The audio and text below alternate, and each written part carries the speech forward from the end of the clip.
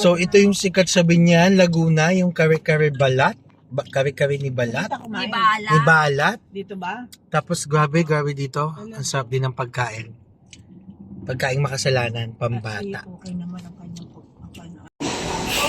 So madami kang mabibili dito na pinagsama-sama na nila. Meron ng manok, may baboy, at kung ano pa. And the good thing is, kung hindi mo planong kumain sa location, ready for takeout na rin yung mga ibibigay nila sa iyo. At sa mga matitira nyo pang pagkain. Ito lang yan sa Binyan, Laguna.